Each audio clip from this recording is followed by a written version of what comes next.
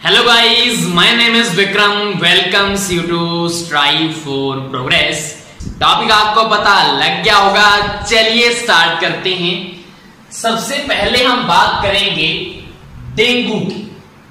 तो डेंगू को हम ब्रेक बोन फीवर भी कहते हैं।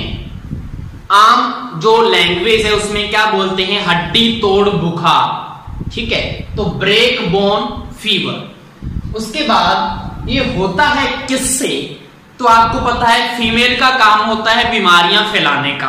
तो यहां पे क्या है, जो एडिस इजिप्टाई है ये फीमेल मॉस्किटो है, जिसकी वजह से ये क्या होता है, डेंगू वायरस ट्रांसमिट होता है ह्यूमन की बॉडी में। क्लियर। उसके बाद जो डेंगू है वो दो टाइप के होते हैं।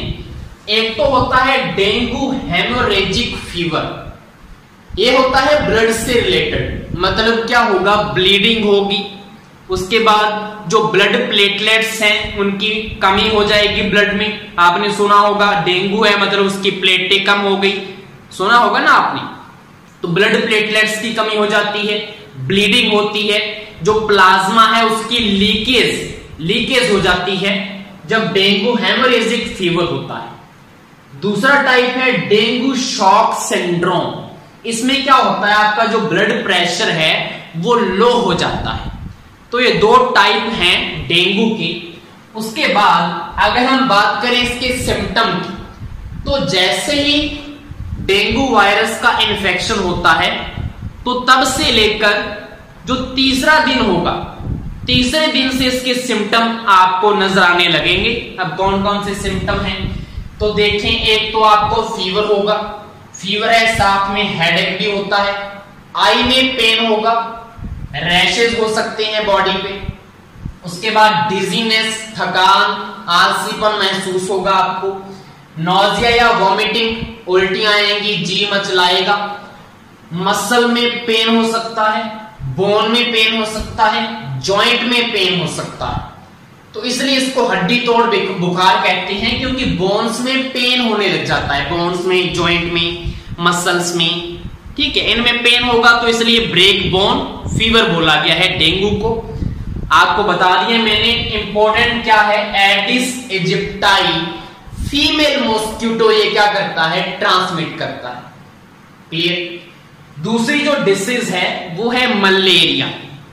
अब मलेरिया भी मच्छरों से होता है। तो सबसे पहले तो ये प्लाज्मोडियम ग्रुप होता है, जिसकी वजह से हमें क्या होता है, मलेरिया होता है। ठीक है, तो यहां पे होता किससे है, फैलता किससे है, तो जो इन्फेक्टेड होती है एनोफिलीज मॉस्किटो। अब मैं बता दूं ये भी फीमेल है, तो मैंने बोला था फीमेल का काम क्या है, बीमारियां फैलाने का, और वो फैलाती भी है, आपको पता है। तो यहां पे क्या है, एनोफिलीज मॉस्किटो जो फीमेल है, जो इन्फेक्टेड होता है, वो जब बाइट करता है ह्यूमन की बॉडी में, तो वो अपना सलाइवा जो है, सलाइवा में क्या होता है, प्लाज्मोडियम ग्रुप का वो क्या होगा, पैरासाइट होगा, वो हमारे पैरासाइट हमारी बॉडी में चला जाएगा। ठीक है, जिसकी वजह से हमें ये क्या होता है, मलेरिया हो जाता है। अब वो पैरासाइट आगे जाएगा किसमें, हमारे ब्लड से होता हुआ वो लिवर में पहुंच जाएगा, और लिवर में वो क्या करता है, ग्रो करता है, मैच्योर होता है। और ये जो प्लाज्मोडियम ग्रुप है ये टोटल 5 टाइप के होते हैं जो हमें इन्फेक्ट कर सकते हैं। ठीक है, लेकिन उसमें सबसे ज्यादा जो डेंजरस है वो प्लाज्मोडियम फॉल्सीपैरम होता है, जिसकी वजह से जो ह्यूमन है उनकी डेथ भी हो सकती है। तो पी फॉल्सीपैरम का मतलब क्या है, प्लाज्मोडियम फॉल्सीपैरम, ये क्या होगा, इसी से ज्यादा डेथ होती है। वैसे 5 टाइप है प्लाज्मोडियम के जो हमें इन्फेक्ट कर सकती है। उसके बाद इसके सिम्टम की बात करें तो फीवर होगा, हेडेक हो सकता है, नौजिया या वॉमिटिंग जैसे डेंगू में था, ये वही सिम्टम है। उसके बाद ड्राई कफ, आपको सूखी खांसी आ सकती है। फटीग क्या है, थकान महसूस होगी, मसल में पेन होगा, बैक में पेन होगा, स्प्लीन एनलार्जमेंट, ये सिम्टम थोड़ा अलग है जिसको आपको ध्यान रखना है। जो आपका स्प्लीन है वो एनलार्ज हो जाएगा, उसका साइज बड़ा हो जाएगा। चिल्स, ठंड लग सकती है आपको, स्वेटिंग, पसीना आएगा, तो इनमें से कुछ ना कुछ आपको सिम्टम नजर आएंगे तो आपको मलेरिया हो सकता है। ठीक है, दोनों में डिफरेंस मेन क्या है डेंगू और मलेरिया में? एक तो जो डेंगू है वो एडिस इजिप्टाई फीमेल मॉस्किटो से होगा ट्रांसमिट, और जो मलेरिया है वो एनोफिलीज जो इन्फेक्टेड मॉस्किटो है उसकी बाइट से होगा। क्लियर? ये डेंगू वायरस है वो प्लाज्मोडियम ग्रुप का जो पैरासाइट है हमारी बॉडी में चला जाता है उसकी वजह से होता है। बाकी थोड़ा वो जो है सिम्टम में डिफरेंस है। इसमें ज्यादातर क्या होगा, जॉइंट बोन ये पेन होगा, इसमें स्प्लीन की एनलार्जमेंट होगी, स्वेटिंग वगैरह, ये थोड़े से अलग से सिम्टम। तीसरी जो है वो है जॉन्डिस। जॉन्डिस क्या होता है, जिसको हम पीलिया बोलते हैं, इसका एक और नाम है इक्ट्रस। इसको क्या बोलते हैं, इक्ट्रस भी बोलते हैं। उसके बाद जॉन्डिस होता किसकी वजह से है, बिलीरुबिन की वजह से। हमारे जो बॉडी है, हमारा जो ब्लड है, वहां पे बिलीरुबिन जो है उसकी अमाउंट ज्यादा हो जाती है। पहले तो ये आता कहां से, हमारा जो लिवर है वो बाइल जूस सिक्रीट करता है, बाइल जूस, और बाइल जूस में जो येलो कलर का जो पिगमेंट है उसको बोलते हैं बिलीरुबिन।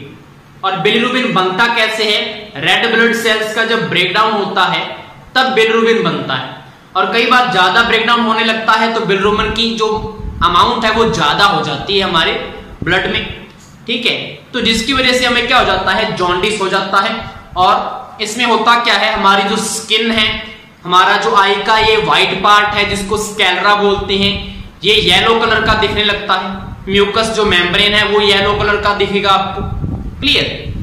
इसलिए इसको पीला या पीलिया बोलेंगे। अब इसके और सिम्टम क्या क्या है, देखो, डार्क कलर यूरिन, आपका जो यूरिन है वो डार्क कलर का आएगा। फीवर हो सकता है आपको, चिप्स, ठंड लगेगी आपको। क्ले कलर्ड स्टूल, जो आपका स्टूल है, जो मल है, उसका कलर कैसा हो जाएगा, क्ले के जो क्ले का कलर होता है वैसा कलर होगा उसका।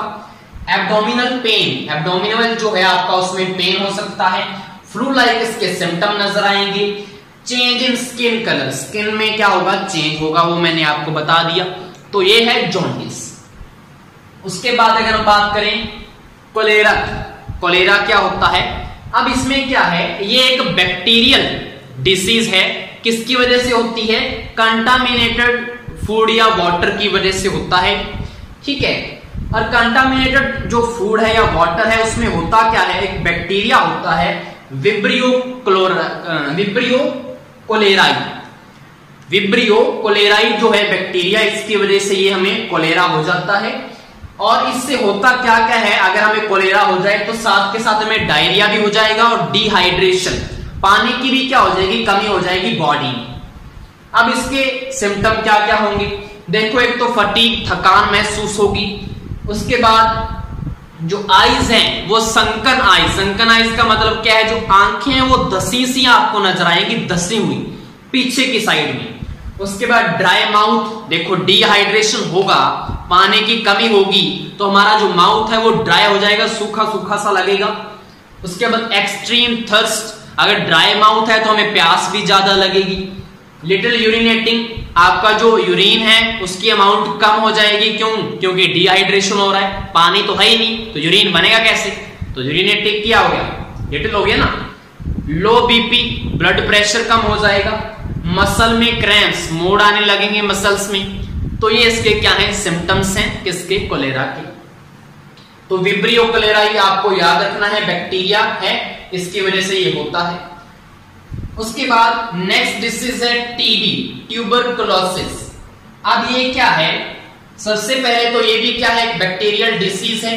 किसकी वजह से होती है, माइकोबैक्टीरियम ट्यूबरकुलोसिस की वजह से। ये बैक्टीरिया का नाम है जो आपने याद रखना है। उसके बाद इससे बचने के लिए एक वैक्सीन भी आती है जिसको बोलते हैं बीसीजी वैक्सीन है, इंपॉर्टेंट है। बी से होता है बैसिलस, सी से कैलमेटी और जी से ग्यूरिन। बैसिलस कैलमेटी ग्यूरिन ये वैक्सीन का नाम है, जिससे आपको टीबी नहीं होगा, पहले लगवा लेना इसको। उसके बाद अगर इसके सिम्टम की बात करें तो अब बैड कफ, खांसी आती है, इतनी बुरी वाली खांसी आएगी कि जो चेस्ट है उसमें भी पेन होने लग जाता है, इतना जोर से खांसना पड़ता है।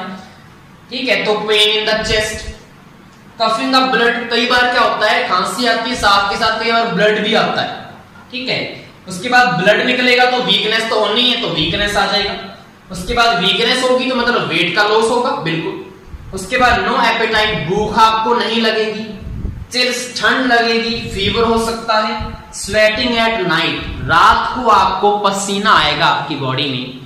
तो ये है सिम्टम टीबी। मेनली क्या है, खांसी पे ध्यान रखना है, रात को पसीना आ रहा है तो, और ब्लड आ रहा है, और पेन में चेस्ट हो रहा है, सॉरी पेन में चेस्ट नहीं, चेस्ट में पेन हो रहा है, तो ये क्या होगा, आपको टीबी है मतलब, ठीक है।